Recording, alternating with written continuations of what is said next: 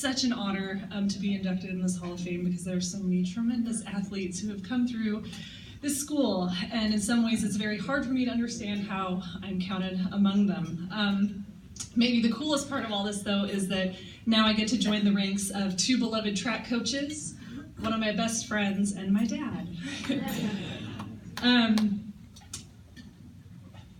I have to start by thanking a number of people because none of us are successful without the incredible people around us who help us get where we need to go. And I have to start with my parents, of course.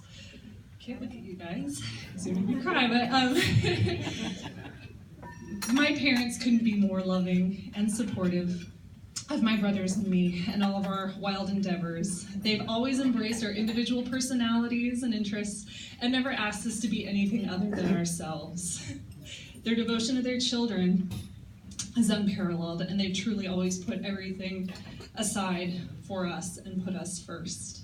My mom, Jody, has always been my #1 fan, maybe to a fault, but she's always believed in me more than I ever believed in myself.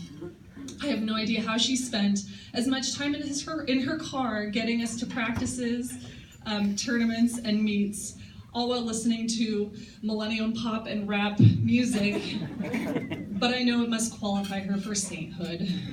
My dad, Tim, has always preached, be coachable, stay positive, and do your best. He always has the right words of wisdom when I am frustrated or discouraged, and I've always admired his positive attitude, humble nature, and dedication to our community.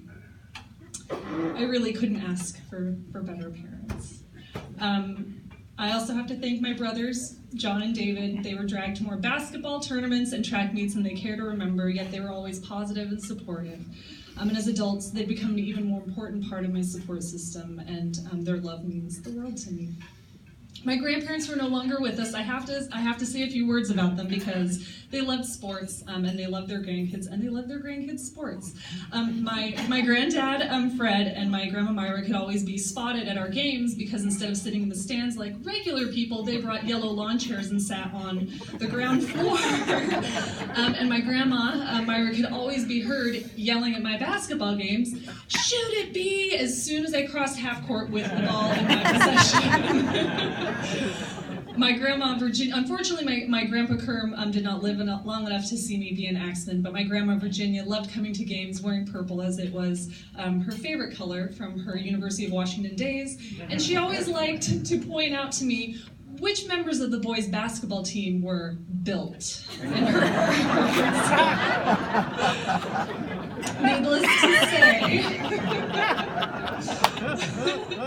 needless to say, without my family, sports would not have been as much fun, and I certainly wouldn't have had what success I did. I briefly want to thank some of the coaches I worked with. There are so many teachers from grade school, middle school, high school, and volunteer coaches from youth sports and coaches from club teams who I could thank, but since this is a South Eugene event, I will curtail it to South Eugene coaches specifically. John Gillespie. When I heard Don's words about John Gillespie, I laughed because I was like, yeah, he is something else. He literally stalked me through the halls for 2 years of my high school days, and it could be borderline harassment. Like, I mean, he was, you were never safe, in a wonderful way, of course, John. And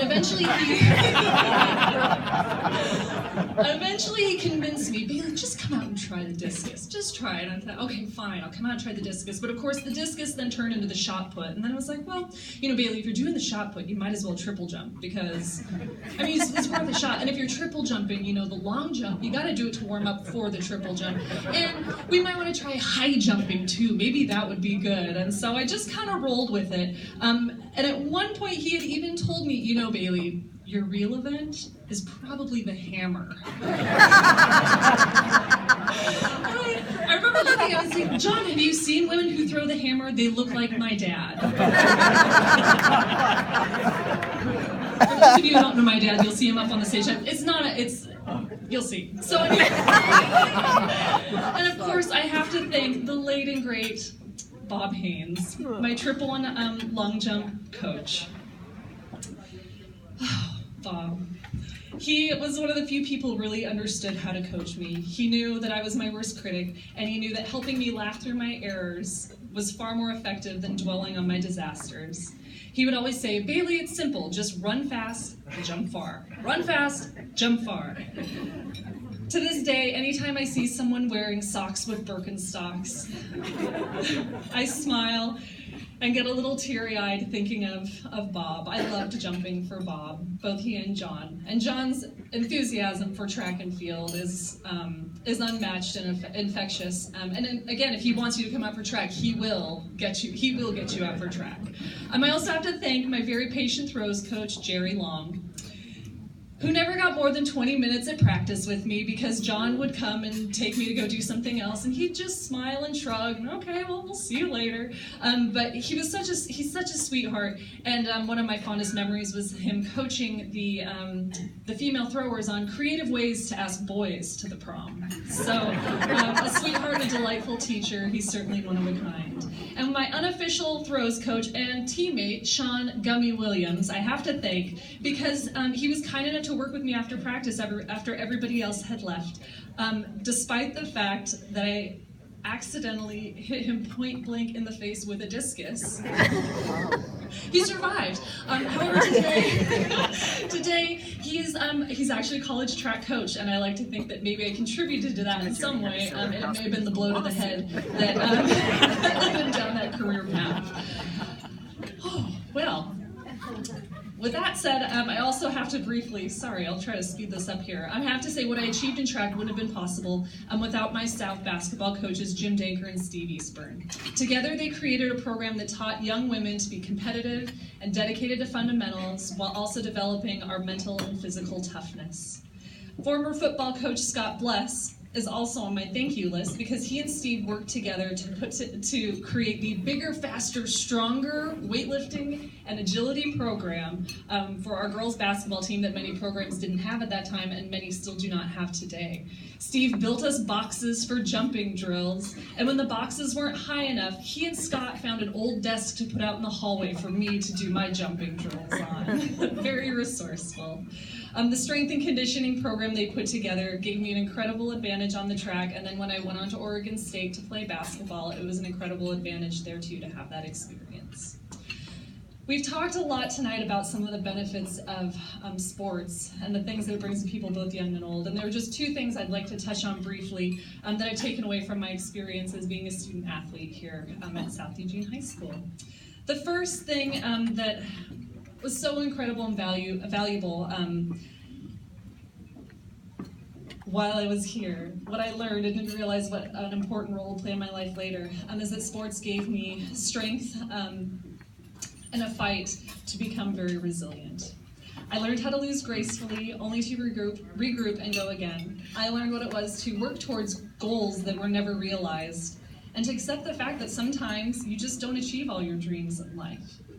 But that doesn't keep you from trying again. Learning to be resilient has revealed to me that the goal itself is not always as important as the journey and how you move forward if and when you fail. After all, if you've never failed at something, you really haven't tried very hard at life, in my opinion. After all of this, I can say that I honestly believe it's how you pick yourself up after you fail that really defines who you are as a person. There's no question in my mind that sports gave me the strength to face one of the most difficult challenges life can present, the loss of a spouse. Resilience I learned from sports allowed me to support my late husband through 7 years of cancer treatment, a failed bone marrow transplant, and 5.5 months of grueling graft-versus-host disease that he did not survive. It's the resilience that I learned as a student athlete here that helped me get up day after day and fight for him when he couldn't fight for himself anymore. It's also the same resilience that's helped me pick myself back up after losing him and rebuild my life so I can move forward with an open heart to whatever the world has to hold for me. The other two beautiful gifts I received as a part of my time here at South Eugene are my two best friends, Ilsa Brewer and Katie Polanski-Garney. I met them on a sport team playing in the Purple Pit, and they are two of the most remarkable women I've ever met. I have to take a minute to brag about them because they are the definition of overachievers, and I've always looked up to them. I promise, this is wrapping up soon. Ilsa, sorry, I'm gonna embarrass you now. She's a high school English teacher at Benson High School now, but at 27 was named Boston School Teacher of the Year. Yeah. Yeah, right? Absolutely. She's been awarded a number of grants to teach internationally, inspire youth around the world, and on top of that, she's a marathon runner. And Katie, who is also a Hall of Fame inductee, I think she must be doing her new mom duties. She competed in the Olympic trials, and she graduated with an undergrad and MBA with over a 4.0 GPA in 4 years, has started a number of small businesses, and is a new mom. These are the kinds of people that graduate from this school. It's pretty impressive if you ask me. Overachievers, yes, but in addition to that, they are the bright and incredible successful women I can call my friends, who are the most caring and devoted people a girl could ask for. They've been there for me for my happiest times and also the darkest. I don't know where I'd be without them, my family, or the strength this sport has given me. I truly don't know, but I'm thankful for every day. I'm thankful every day, for the experiences I had here, because although sports meant the world to me here as a high school student, I never would have guessed how much of an effect they would have on my world as an adult. So thank you very much. What a beauty, what a beauty.